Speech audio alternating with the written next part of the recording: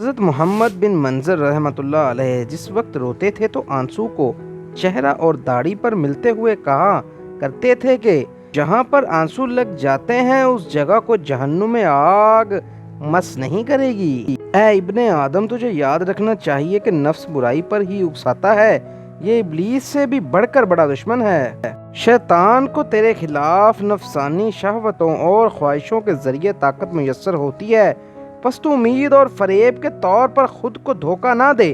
نفس کی تو یہ خواہش ہوتی ہے کہ امن و غفلت اور سستی و کاہلی میں ہی تو رہے۔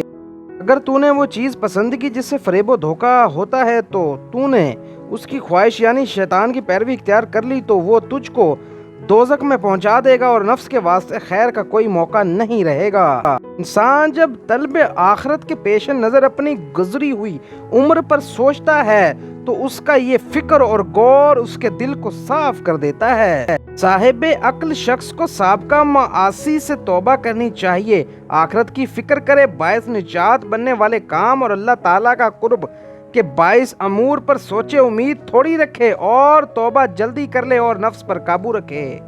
حضرت حکیم لقمان نے اپنے بیٹے کو نصیحت کی کہ نیند اور کھانا کم کرو، اس میں زیادتی نہیں ہونی چاہیے کیونکہ جوان دونوں میں زیادتی کرتا ہے اور روز قیامت اعمال صالح سے خالی دامن ہوگا۔ صاحب عقل شخص کو فاقہ کرنا چاہیے اور اس کے ذریعے نفساتی خواہشات کو قطع کرنا چاہیے، یہ فاقہ کشی دشمن خدا پر قہر ہوتا ہے۔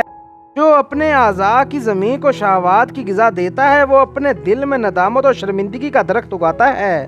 روز قیامت اللہ سبحانہ و تعالیٰ کے قریب تر وہ ہوگا جو زیادہ بھوک پیاس کی برداشت کرتا ہوگا۔ اللہ سبحانہ و تعالیٰ نے 3 قسم کی مخلوق بنائی ہے، اول فرشتے پیدا فرمائے اور ان میں عقل رکھی ہے، شہوت نہیں رکھی۔ دوم حیوانات کو پیدا فرمایا ہے اور ان میں شہوت ڈال دی ہے، عقل نہیں رکھی۔ سوم انسان پیدا فرمائے اور ان میں عقل رکھی اور ساتھ شہوت بھی رکھی، تو جس شخص کی شہوت کا اس کی عقل پر غلبہ ہوگا تو اس سے وہ حیوانات ہی بہتر ہیں، اور جس کی شہوت پر اس کی عقل غالب رہتی ہے وہ فرشتوں سے بھی افضل ہے۔ جو چاہتا ہے کہ اللہ کے عذاب سے محفوظ رہے وہ صرف ان باتوں پر عمل کر لے، اول آفات دنیا پر صبر کرے، دوم ہمیشہ عبادت خدا بندی میں لگا رہے، سوم معاصی سے بچتا رہے۔